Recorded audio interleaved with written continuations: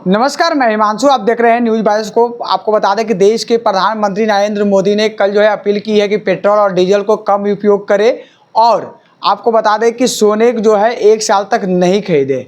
तो हमारे साथ देखिए खास बातचीत करेंगे। हमारे साथ राजद के जो है प्रवक्ता हमारे साथ हैं, एजाज अहमद जी हमारे साथ हैं। हम इसी तौर पर उनसे बात करेंगे जिस प्रकार से नरेंद्र मोदी ने आदेश किए हैं कि पेट्रोल और डीजल जो है कम यूज करे और सोने जो है 1 साल तक नहीं खरीदे, शादी ब्याह भी अगर रहे तो।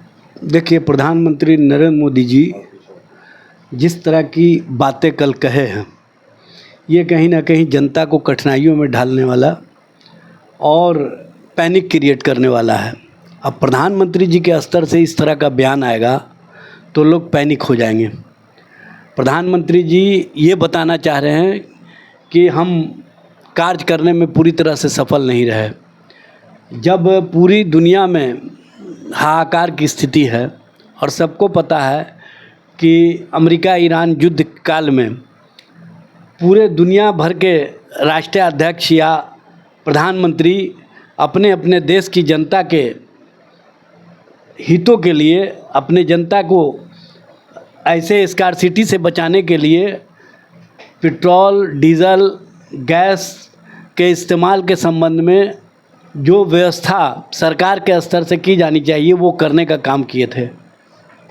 लेकिन प्रधानमंत्री जी चूँकि चुनाव जीवी हैं और चुनाव का समय था तो इनको चुनाव ज़्यादा दिखता है। देश और देश के लोगों का संकट काल में किस तरह से संकट से निवारण हो, इसके लिए सरकार के स्तर से जो कार्य प्रणाली अपनानी चाहिए वो नहीं अपनाया जाता है। ये स्पष्ट रूप से दिखा। प्रधानमंत्री जी ने जिस तरह की बातें कही है ये कहीं ना कहीं लोगों को परेशानी में डालने वाला है।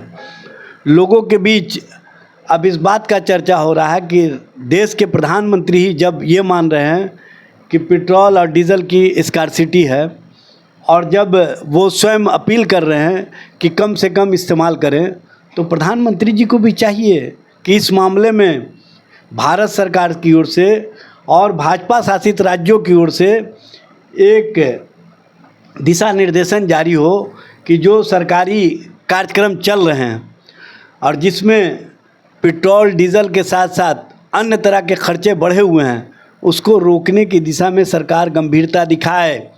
और प्रधानमंत्री जी जो बड़ा काफिला लेकर के आज भी एक कार्यक्रम में गए थे, उन बड़े काफिलों से बचाएं देश को, क्योंकि पेट्रोल डीजल का जितना खपत प्रधानमंत्री, मुख्यमंत्री और उनके मंत्रियों के द्वारा किया जाता है उतना आम जनों के लोगों के द्वारा नहीं किया जाता है।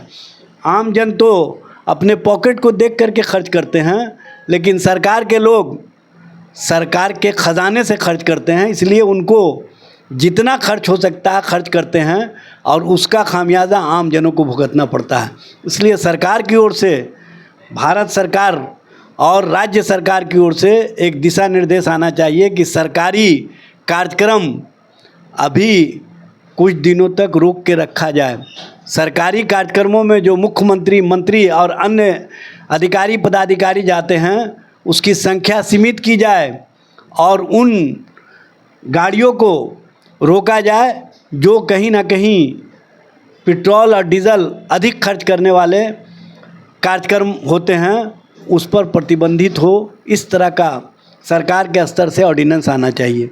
क्या लग रहा है कि जो 1 साल तक सोना चांदी खरीदने से रोकने की बात कर रहे हैं, तो जिनकी बेटियों की शादी है, जिनकी बहनों की शादी है, जिनके घरों में फंक्शन है, तो वो सोना नहीं अपने परिवार के लिए ख़रीदेंगे। और सोनार की स्थिति क्या होगी इस पर भी सोचे हैं प्रधानमंत्री जी। आप प्रधानमंत्री हैं, जो चाहते हैं बयान अपने मुख से दे देते हैं और उस बयान को कानून का आधार बना देते हैं।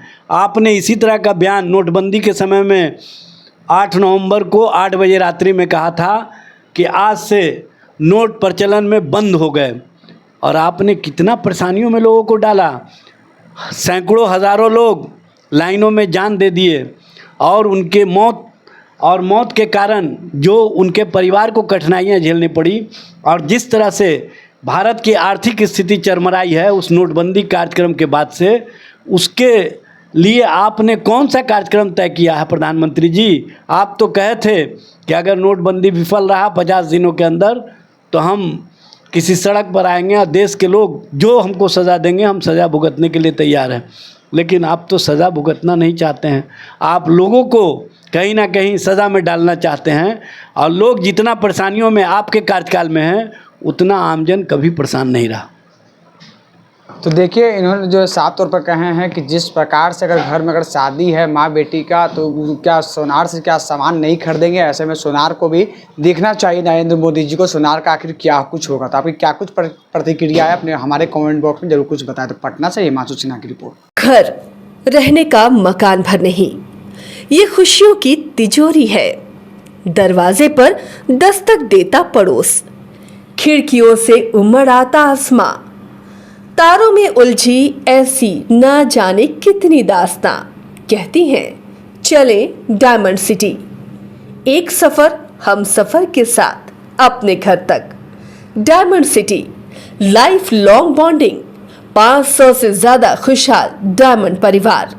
जल्दी करें, सिर्फ 200 फ्लैट बाकी। आज ही बुक करें अपना आशियाना।